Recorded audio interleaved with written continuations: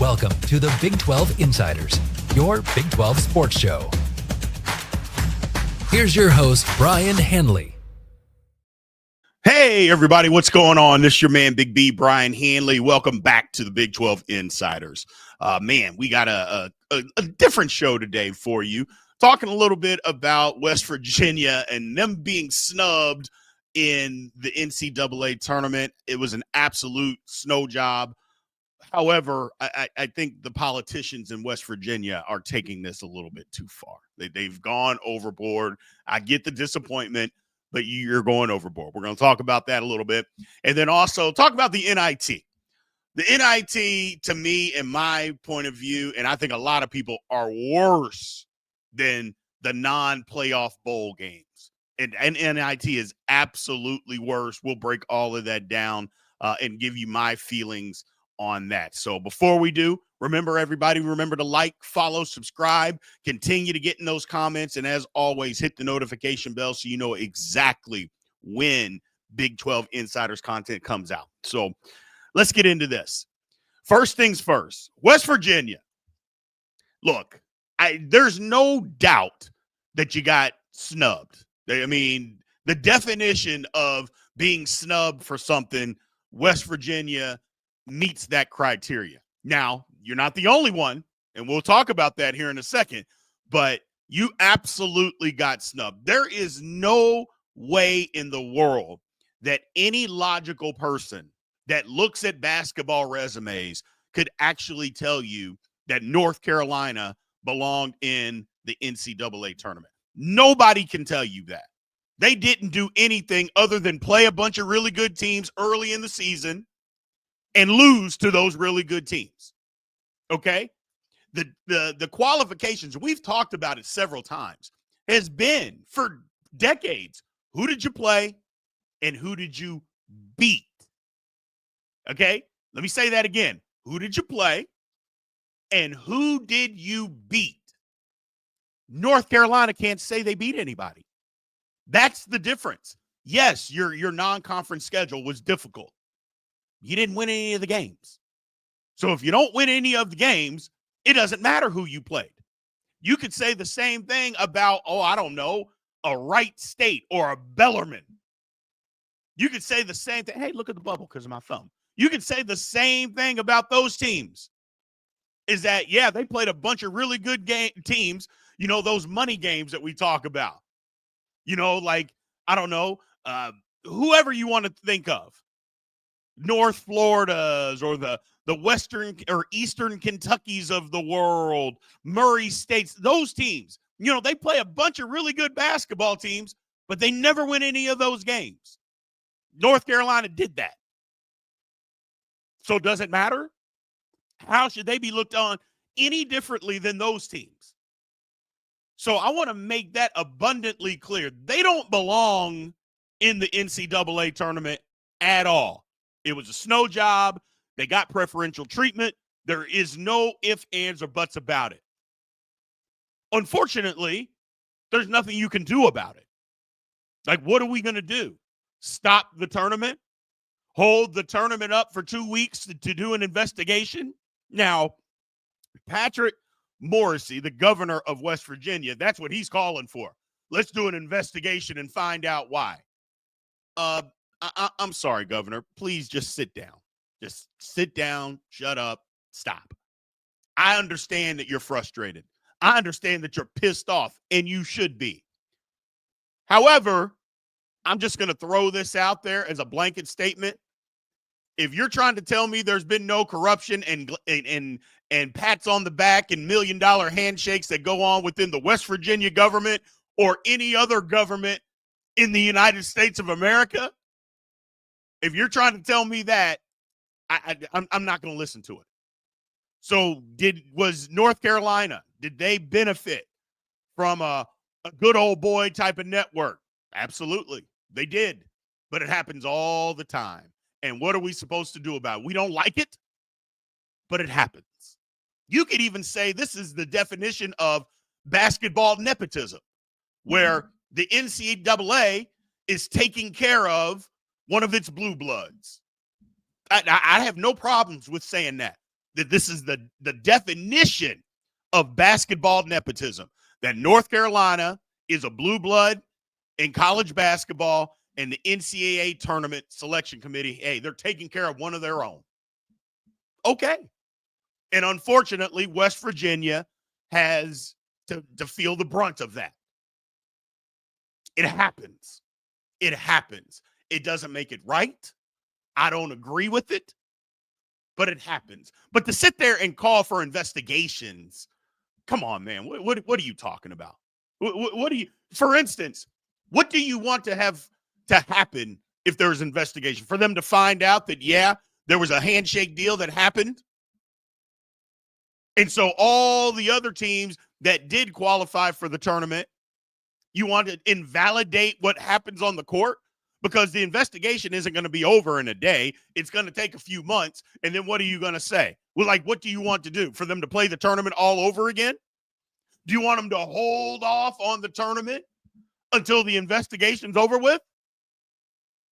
Or you could just say, we got hosed. We know we got hosed. North Carolina knows that they did it, and it sucks. But unfortunately, we have to live with it. That could have been the end of it. But to I don't know, it's almost like he's kissing the ass of possible voters by going out on a limb and saying this, which to me is just disgusting. Just stop it. Just stop it. I agree with you being pissed off. I think you should be pissed off. But you also, let's look at a different side of this. West Virginia did this to themselves. Oh, what are you talking about, Big B? I told you all for the last month. I said, West Virginia, you are playing yourself out of the NCAA tournament. I kept saying it. I said, you got to find some consistency, man. You keep losing these games. You're losing these games. Find some consistency. And you never did find it. You constantly, it's just up and down, up and down, up and down. Just when you thought, oh, you know what? They won a game against Cincinnati that you tried to give away, but you won it. I thought, you know what? They figured it out. They're going to win a couple more games here and solidify themselves in the tournament. Boom. No, you didn't. No, you didn't. And then when you need to win, the Big 12 tournament starts.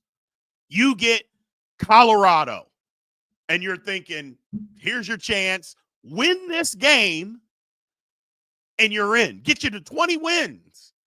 Just win. Just beat this team. It's not going to help your resume, but it'll say, you know what? They won this game. They go on to the next round. They'll play Houston. Even if they lose, hey, they got there. They're in the tournament. But that's not what you did. You lost to Colorado, a team, the last place team in the Big 12, who had won 3 conference games all year, and you let them beat you. Well, that's what you get.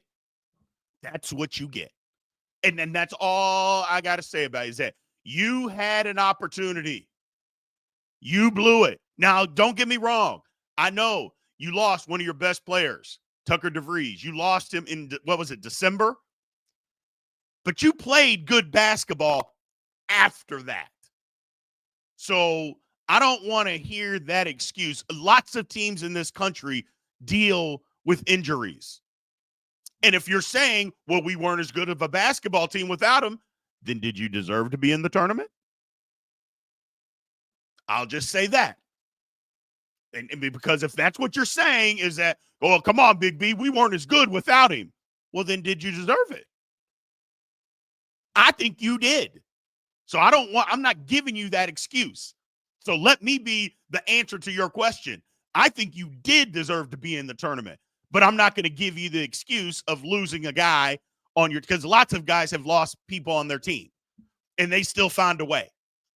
So you had your opportunities. You blew it. Oh, here's another thing. You don't have the biggest gripe. No, you don't. Indiana has a bigger gripe than you do. Indiana has better wins than you do. Indiana didn't lose to any quad 2 teams, didn't lose to any quad 3 teams. The only losses that Indiana has are all quad one losses, and their wins are better. So they have a bigger gripe than you. And this might piss off West Virginia fans, but I'm just going to speak the truth. Indiana is a blue blood. They got a bigger gripe as far as the good old boys taking care of them than the selection committee has of taking care of you. So if anybody should have a bigger gripe and should be wanting investigations or anything, it would be Indiana that should be standing up on people's shoulders, screaming from the rooftops. Yes, that's just a fact, people. And again, I'm not here to bash West Virginia fans. I'm not here to get on your head about it. I'm here to tell you the truth. And the truth of the matter is, you don't have a bigger gripe as what Indiana does. And Indiana fans will tell you the truth. We did it to ourselves. We should have won more games. Period. End of story. They get it. But Indiana has a bigger gripe than you do. They do. Every game that they lost were all the quad one teams. They have better wins than West Virginia. I mean, they won at Michigan State. They beat Purdue. Those are better wins. I'm sorry. They just are. And if they're not trying to get an investigation, again, Indiana is a blue blood. It absolutely is. Now, you can debate on whether they've been super relevant over the last 20 years, but they're still a blue blood. And the good old boys didn't take care of them. So if we're talking about taking care of people, the pecking order doesn't have West Virginia next in line, unfortunately. Both teams deserve to be in over North Carolina. No doubt about it. In my mind, I don't care. But what I would say is, if I'm West Virginia, versus putting all this effort into trying to get an investigation that's going to accomplish absolutely nothing, maybe let's circle the wagons a little bit and put a little bit of effort into keeping my basketball coach that the University of Iowa is 100% going to go after and is going after right now. And if you're going to tell me that Mr. DeVries isn't thinking, you know what? If I have the same season in the Big Ten at Iowa, maybe this doesn't happen to me and my team. Maybe if I'm looked upon as being in the Big Ten and I have a bigger shining bright. Now, I'm not saying that Iowa basketball is better than West Virginia basketball. I'm not saying that. I would never say that because I don't actually believe that. But the eye is in the beholder. The Big Ten has a bigger spotlight than the Big 12. That's just a fact. I don't have to like it, but it is a fact. Maybe he's thinking, you know what? First of all, maybe I get a little bit more money. Maybe if I have the same type of season, this doesn't happen to me if I'm at Iowa. We don't get left out. I don't know. Get a little bit more money, play in the Big Ten. Oh, by the way, I have ties there. I love the state of Iowa. If I were you, I would concentrate on that than trying to get an investigation done on why you got cheated, snubbed, whatever you want to call it, out of the NCAA tournament. That is literally going to accomplish nothing. Nothing is going to happen. You could come back and, yep, they had a handshake deal with North Carolina. Okay. What are you going to do? What are you going to fine North Carolina? Well, they didn't do anything. You could say, well, the athletic director was on the committee. Okay. So he cheated. So what are you going to do? The NCAA is not going to do anything because they're the governing body. They would have had to have been in on it. So what are they going to punish themselves? No, they're not. They're not going to do that. So nothing. Hell, North Carolina had a cheating scandal where they had a made-up class that basketball players were taking for 2 decades. 2 decades. They were taking a made-up class. And just because other students could qualify and take this made-up class, North Carolina got punished absolutely, that nothing was done. They found out. They knew it was happening. They did it. They got caught red-handed. NCAA didn't punish them at all. Think about that. So do you really think that they're going to punish them again for something that they would have had a hand in? Come on, people. Be logical. Be logical. It's a blue blood. Nothing's happening to them, man. Nothing's happening to them. The last time they punished a real blue blood, and I don't really count Louisville as just maybe a rung below that, is when they did it to Kentucky back in the 80s. And they punished Kentucky, and it almost crippled them. And they thought, we're never going to do that again to any of these teams. And they haven't. So enough. Move on. It sucks, but we got to move on. We got to move on. Speaking of moving on, we're going to move on. The NIT. The NIT could be the most irrelevant tournament known to man, people. Now, I know I'm going to get some pushback from some old timers. Oh, the NIT back in the day, it was more popular than the NCAA tournament. Yes, I understand. Back in the mid to early 50s, it was the more popular tournament. It meant more to win the NIT than it did the NCAA. That was absolutely the truth. Back in the mid to early 50s, you were right. That was 80 years ago. I would say there's a lot of things from 80 years ago from today that have changed. A lot of things. I don't think we need to get into specifics, but let's just say there's lots of things from then that don't go on today. Hell, if you want to get a little specific, just talk about basketball in general. Basketball isn't even played the same way 15 years ago, much less 80 years ago. So, yeah, I don't think we should be holding up the handle or the banner of something that happened that was more popular 80 years ago, okay? So let's move on from that. It is the most irrelevant tournament in all of sports. Look, teams don't even want to play in the NIT anymore. It is more irrelevant than non-playoff bowl games because in bowl games, people will still watch their team. Hey, man, they're playing. I want them to win. Sends a good message because even though there's still transfer portal and all this stuff that's going on, for the most part, with most teams, a lot of the guys are coming back. You want to send a, hey, we want to play in this game. You're going to have some opt-outs. I get all of that. But we're playing in this game. We want to start off the year next year good, go into the spring on a good note. Basketball is not that way. Nobody cares about, hey, you won the NIT. Nobody cares. It's not like it was, let's just say 5 years ago. Because 5 years ago, hey, man, maybe not 5. Let's call it 10. Let's say 10. So a decade ago, hey, we won the NIT. We got 8 guys coming back. We feel good about our team.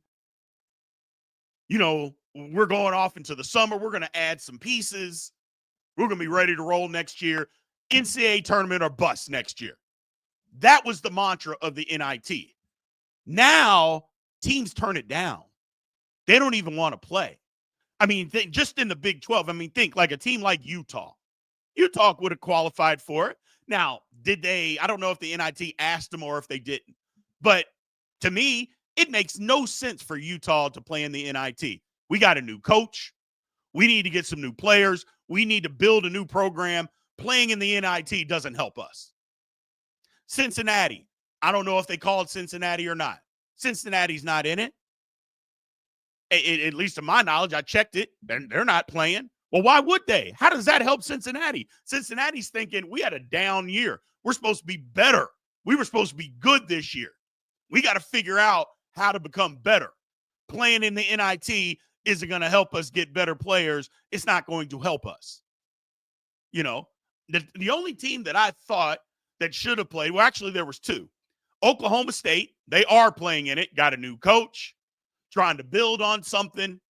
You know, okay, let's go play a couple more basketball games. Young, let's play some more basketball games. And I thought maybe TCU. But TCU, although young, 3 of the top 4 scorers are seniors. They're probably like, we're not playing. You all can go play if you want, but we're not playing. Well, Jamie Dixon is like, well, if we're not going to have our team play, the guys to go be competitive, then I'm not going to go do this. Doesn't make sense. So I get it. But the NIT serves no purpose anymore. Again, now that's looking at it from a power conference point of view. If no power conference teams play in this thing, yes, I get it.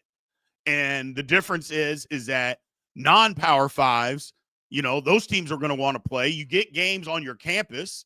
That's another way of getting some more revenue. I understand, So for them, it does make sense. But for power conferences, no. And it's still irrelevant. And the reason that I say it's irrelevant is because it's going on at the same time as the best tournament in the United States as far as a postseason tournament. It's literally going on at the exact same time. Like, who's paying attention? We do all of this Thursday, Friday, Saturday, Sunday. And then the NIT starts on a Tuesday. And I'm not even talking about the play-in games, because while some of those will be entertaining, a lot of people don't even count the play-in games for the NCAA as part of the tournament. I'm one of those people. I don't count those. I don't. So on Tuesday and Wednesday, you got NIT games. We're thinking, hey, man, that's our break days. We're taking a break. I'm not watching college basketball. And nobody's paying attention. Now, the gamblers are going to pay attention, but I'm not paying attention. Again, and here's the last thing, is that the stigma of playing in the NIT is worse than not competing in the postseason at all. You're looked upon as, oh, man, you played in the NIT? You guys must have sucked. That is worse than just not playing. And I think that's why a team like a Cincinnati, heck, West Virginia qualified, but you knew they weren't going to go. They're like, nope, we're not playing in the NIT, man. I'm not doing that. Hey, it could be extra revenue. We don't care about that. We don't need that. We're not even going to put our name on the NIT. We're not doing that. I get it. It's irrelevant. Do I want it canceled? No, I don't want it canceled, because, again, the lower schools or the smaller schools, that's extra revenue. They're playing more basketball. They want to continue to compete. It's a big deal for them. As far as power schools, I would almost go as far as say, as if you are in one of the power conferences that you can't even qualify. I would almost go that far. Now, I know they're not going to do that, but I would almost say that you aren't eligible to play if you're from the Big East, the Big 10, the Big 12, SEC, ACC. I would say that you're almost not qualified to participate in it. Let them have their due. Let them have their day. And again, it's not that the bigger schools win the thing every year. I'm not saying that. But who won the NIT last year? Or the year before? Or the year before that? I have no clue. I haven't watched an NIT basketball game in probably 2 decades. I literally don't care. I don't care. K-State played in it last year. You all know I went there. I didn't watch that basketball game. I had no interest in watching the NIT. Zero interest in watching an NIT basketball game. Why would I when the tournament is here? Why would I care? March Madness is here. And as much as we want to think about, I'm sorry, the NIT is not part of March Madness. It is not. It is not.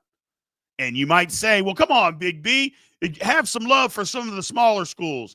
Again, I think it's great that they play in it, especially if it brings them more revenue. Absolutely, because those games are at home. I love it. But it doesn't pique my interest. I'm sorry, it just doesn't. That's why I don't watch, I guess, USFL or USFL football or whatever it's called. UFL, I don't watch that either. It's not the same. Doesn't pique my interest, and I don't want to participate. Sorry. I want to watch the best. And the NIT is not the best, unfortunately. But it isn't. So that's my piece, man. I appreciate you all. Thank you guys again, as always. Remember, like, follow, subscribe, continue to get in those comments. I will talk to you tomorrow. Remember, Fitz will be doing Thursday and Friday show as I will be out in Vegas, having some fun with some friends and the wife out in Vegas watching the tournament. So I'll be doing some live updates from there from time to time, just having some fun, man. So I appreciate you guys. Talk to you later. Thank you for watching the Big 12 Insiders, your Big 12 sports show. This has been a Spirit Street production.